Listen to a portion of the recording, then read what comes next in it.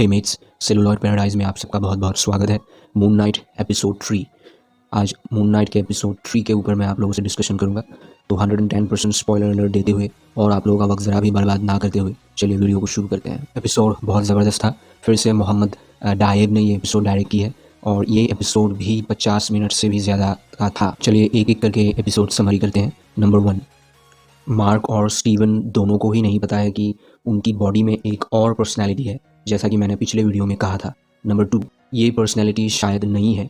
रेगिस्तान में मार्क के ऊपर जो हमला हुआ था और उसके बाद खौंचू के साथ मार्क की जो डील हुई, उसके बाद शायद ये पर्सनैलिटी डेवलप हो रही है। इस वजह से मार्क और स्टीवन दोनों को ही इस पर्सनैलिटी के बारे में नहीं पता है। कॉमिक बुक में खौंचू के साथ मार्क की कौन सी और कैसे डील हुई थी, इसके ऊपर मैंने वीडियो बना रखी है। मैं ऊपर आई बटन में लिंक दे रहा हूँ, आप लोग ज़रूर चेक कीजिएगा उस वीडियो को। नंबर 3, ये नई पर्सनैलिटी मिस्टर नाइट हो सकती है और ये नई पर्सनैलिटी फ़ाइट कर सकती है। स्टीवन फ़ाइट नहीं कर सकता है, लेकिन ये पर्सनैलिटी फ़ाइट कर सकती है, क्योंकि इस पर्सनैलिटी की वजह से ही वो 3 गुंडे उस बाज़ार में भागने लगे जब मार्क उनसे दोबारा मिलता है टैक्सी से निकलने के बाद। सिनेरियो ये था कि एक घर के छत के ऊपर उन 3 गुंडों से मार्क फ़ाइट कर रहा था, लेकिन स्टीवन मार्क को फ़ाइट ना करने के लिए बोलता रहता है और तभी मार्क अपनी बॉडी खो देता है। उसके बाद मार्क टैक्सी के अंदर होता है और वो टैक्सी रोक कर बाहर निकलता है। उसे वो 3 गुंडे मिलते हैं। उन 3 गुंडों के पास जब वो पूछने के लिए जाता है, वो 3 गुंडे भागने लगते हैं और स्टीवन मार्क से ये कहता है कि उसने कुछ नहीं किया। तो छत के ऊपर स्टीवन ने भी कुछ नहीं किया, मार्क ने भी कुछ नहीं किया, लेकिन वो 3 गुंडे डर के मारे वहाँ से भाग जाते हैं। तो ये जो नई पर्सनैलिटी है, ये फ़ाइट कर सकती है और काफ़ी तगड़ी फ़ाइट कर सकती है। थोड़ी दूर भागने के बाद उनमें से एक को मार्क पकड़ लेता है और पूछने लगता है कि हैरो कहाँ है, लेकिन फिर से स्टीवन टांग अड़ाता है और मार्क फिर से अपनी बॉडी खो देता है। तो इससे ये साबित होता है कि मार्क और स्टीवन के बीच मतलब कंट्रोल को लेकर थोड़ा बहुत आनाकानी चलता रहता है और मार्क स्टीवन के सामने हार जाता है। शायद मार्क ये बुरे काम करना नहीं चाहता है, छोड़ना चाहता है, वो हमेशा के लिए स्टीवन बन जाना चाहता है, इसलिए मार्क अपनी बॉडी खो देता है। लेकिन वो जो नई पर्सनैलिटी है, वो शायद मार्क की तरह इतना हेजिटेटेड नहीं है, क्योंकि उसके बाद हमें यह दिखता है कि उस नई पर्सनैलिटी ने इन तीनों में से दोनों को मार दिया। तो वो नई पर्सनैलिटी मारने के लिए इतना झिझकता नहीं है, तो वो मार्क से भी ज़्यादा ख़तरनाक हो सकता है। नंबर 4, अगर ये नई पर्सनैलिटी मार्क से भी ज़्यादा ब्रूटल है और ब्रूटली फ़ाइट कर सकता है, तो एक और सवाल आता है कि एपिसोड 1 में जो फाइटिंग सीक्वेंसेस थे, शायद वो भी इस नई पर्सनैलिटी ने ही किए थे, क्योंकि उनमें से एक फाइटिंग सीन में मार्क के हाथ में स्कैरब होता है खून से लथपथ। लेकिन एपिसोड 3 के फाइट सीक्वेंसेस में हम ये देखते हैं कि मार्क लोगों को मारने में थोड़ा बहुत झिझक जाता है। वो सोच में पड़ जाता है कि मारूं या ना मारूं, जब स्टीवन उसे डिस्टर्ब करता है तब। तो एपिसोड 1 के सीक्वेंसेस काफ़ी ब्रूटल थे, तो शायद ये नई पर्सनैलिटी है जो स्कैरब को बचा रही थी। और मार्क से ये स्कैरब एपिसोड 2 में खो गया, लेकिन एपिसोड 1 में वो नहीं खोया था।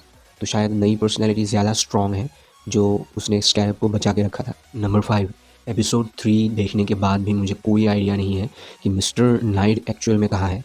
मिस्टर नाइट का सूट अपीयर हो जाता है स्टीवन के बॉडी के ऊपर, लेकिन अंदर स्टीवन ही रहता है।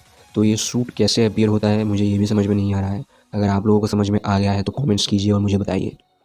नंबर 6, या फिर एक बात हो सकती है, खौंचू इस एपिसोड में ये डिक्लेयर करता है कि मून नाइट का सूट खौंचू का हीलिंग आर्मर है, जो मार्क के घाव को हील करते रहते हैं और इस तरह से मार्क की मदद होती रहती है ज़िंदा बचे रहने की। हीलिंग के साथ साथ ये आर्मर बुलेट्स को भी रोक सकती है, बुलेट प्रूफ भी है ये आर्मर।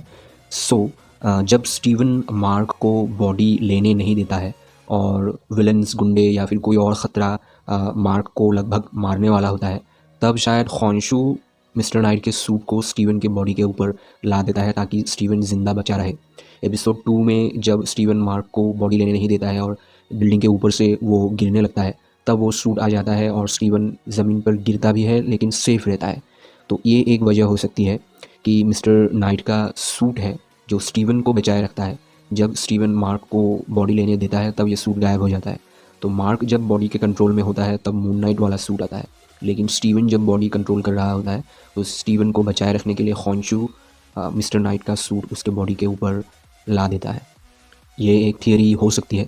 इनफैक्ट एंड क्रेडिट्स में भी मिस्टर नाइट लिखा गया है ऑस्कर आइजक के कैरेक्टर नेम्स में, लेकिन मिस्टर नाइट अलग पर्सनैलिटी हमने अभी तक नहीं देखी है, सिर्फ सूट देखा है। या फिर मिस्टर नाइट को इस सीरीज़ में अलग तरह से भी दिखाया जा सकता है। कॉमिक बुक में मिस्टर नाइट इस सूट में रहते हैं, लेकिन शायद सीरीज़ में ये स्टीवन का सूट है। मिस्टर नाइट वो पर्सनैलिटी है जो फ़िलहाल हमें दिखाई नहीं गई है, ऐसा भी हो सकता है। नंबर 7, इस एपिसोड में द ग्रेट इन नीड्स को दिखाया गया है। वो गॉड्स एंड गॉडेसेस एक मीटिंग बुलाते हैं ग्रेट पिरामिड ऑफ गीज़ा के अंदर। हमें ये पता चलता है कि सभी गॉड्स एंड गॉडेसेस के अपने अपने अवतार्स हैं। सिर्फ मार्क खॉन्शू का अवतार ऐसा नहीं है, बाकी गॉड्स के भी अवतार्स हैं और वो लोग time to time avatars change करते रहते हैं। शायद क्योंकि आर्थर हैरो पहले खॉन्शू का अवतार था, अब मार्क स्पेक्टर है। और ऐसा नहीं है कि अवतार्स की मेमोरीज़ हटा दी जाती हैं, ऐसा नहीं है। आर्थर हैरो को याद है कि वो खॉन्शू का प्रीवियस अवतार है और हैरो बाकी गॉड्स को भी जानता है। इनफैक्ट हैरो को ये पहले ही पता चल जाता है कि उसे बुलाया जाएगा, क्योंकि खॉन्शू दिन में ही आधा अंधेरा करके बाकी गॉड्स को सिग्नल्स भेजता है और आर्थर हैरो के ऊपर इल्ज़ाम लगाता है कि वो आमिट को जगाना चाहता है।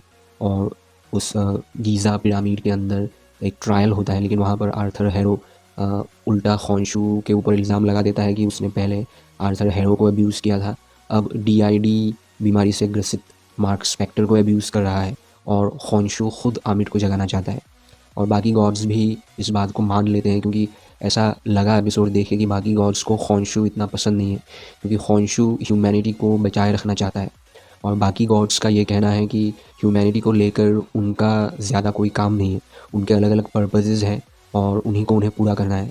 तो ये बात सिमिलर है इटर्नल्स मूवी के साथ। इटर्नल्स का भी ऐसा ही रोल था कि उन्हें ह्यूमन के अंदर इंटरफेयर नहीं करना है, बस उनको जो टास्क दिया गया है वो पूरा करना है। सो जैसा कि मेरी थ्योरी थी इटर्नल्स का कनेक्शन कैंग के साथ हो सकता है, ठीक उसी तरह से द ग्रेट इन नीड्स का कनेक्शन भी कैंग द कन्क्वेरर के साथ हो सकता है। और ओवरवर्ल्ड की भी बात की गई है, जो एक अलग डायमेंशन है। रियल्म का भी जिक्र किया गया है, जिसके बारे में थॉर काफ़ी बार कह चुका है। और इन अवतार्स को गैदरिंग करने के लिए पोर्टल्स भी ओपन हुए हैं, लेकिन ये पोर्टल्स ओपन होने का तरीका थोड़ा डिफरेंट है। प्रीवियस हमने जितने भी पोर्टल्स ओपन होते हुए दिखे हैं उनसे थोड़ा अलग है इस बार। तो ये सारी बातें कैंग द कन्क्वेरर की तरफ, या फिर आप लोग कह सकते हैं कि doctor strange in the multiverse of madness की तरफ इशारे करती है। नंबर 8, एपिसोड देखकर ऐसा लगा कि बाकी गॉड्स हैथोर को छोड़कर खॉन्शू को ज़्यादा पसंद नहीं करते हैं। वो इसलिए क्योंकि शायद खॉन्शू ह्यूमैनिटी को बचाए रखना चाहता है और बाकी गॉड्स अपने पर्पसेस को लेकर ही सीमित है। तो क्या है उनके पर्पसेस, ये भी शायद हमें आगे पता चलेगा इस सीज़न में, या फिर अगले सीज़न तक भी जा सकता है। अगर आप लोगों को गैस हो गया है कि क्या है उनके पर्पसेस तो कमेंट्स में बताइए क्या है। नंबर 9, आर्थर हैरो बड़ी आसानी से खॉन्शू के ऊपर सारे इल्ज़ाम लगा देता है और ट्रायल में बच जाता है और उसे द ग्रेट इन नीड्स के सिस्टम के बारे में या पैटर्न के बारे में बहुत अच्छी तरह से पता था। मतलब आर्थर हैरो काफ़ी सालों से आमिट को जगाने की प्लानिंग कर रहा था, ये पता चलता है, और वो काफ़ी सिस्टमैटिक तरीके से अपने मिशन को अंजाम देने के लिए लगा हुआ है। नंबर 10, लैला का character comic book origin character Merlin से रिप्लेस कर दिया गया है, लेकिन शायद लैला को ये पता नहीं है कि उसके फादर की हत्या कर दी गई थी। ये राज अभी तक उससे छुपा हुआ है, जो शायद आगे उसे पता चलेगा। नंबर 11, सैनफू के ताबूत से मिले हुए मैप में जो स्टार्स का एक डायरेक्शन बना हुआ था उसको स्टीवन समझ लेता है, लेकिन वो काफ़ी सालों पहले बनाया गया था, 2000 साल पहले। उस रात के स्काई को देखकर सैनफू ने वो मैप, वो डायरेक्शंस बनाई थी। तो खॉन्शू उस रात को वापस ला देता है और लैला लोकेशन ढूंढ लेती है आमिट के टॉम्ब की, लेकिन खॉन्शू के इस रूल तोड़ने वाली हरकत की वजह से बाकी गॉड्स उसे एक पत्थर की मूर्ति में कैद कर देते हैं। स्टीवन बेहोश हो जाता है क्योंकि खॉन्शू जब उस स्काई को 2000 साल पुरानी स्काई बनाने का प्रोसेस कर रहा था, उस वजह से स्टीवन को काफ़ी दर्द महसूस होता है और वो बेहोश हो जाता है। आर्थर हैरो बाकी गॉड्स को भरोसा दिला देता है कि वो बेकसूर है और खॉन्शू ही आमिट को जगाना चाहती है। तो अब आगे मार्क दिखेगा या स्टीवन दिखेगा या फिर वो नई पर्सनैलिटी बाहर आएगी, ये हमें एपिसोड 4 में पता चलेगा। I am very excited about it. Episode के शुरुआत के क्रेडिट्स में जो गाना बजता है काफ़ी खूबसूरत सॉन्ग है, अरेबिक सॉन्ग है शायद। अगर आप लोगों को पता है कि ये कौन सा गाना है कमेंट्स में मुझे बताइए। बहुत खूबसूरत सॉन्ग है। तो आज के लिए इतना ही। अगर आप लोगों को मेरा ये वीडियो पसंद आया तो मेरे चैनल सेलुलॉइड पैराडाइज को प्लीज़ ज़रूर सब्सक्राइब कीजिए। इस वीडियो को अपनी मूवी बडीज़ के साथ शेयर कीजिए, लाइक कीजिए। मैं बहुत जल्द मिलता हूँ नए वीडियो के साथ, तब तक आप लोग अपना ख्याल रखिए। Have a great time. Thank you so much.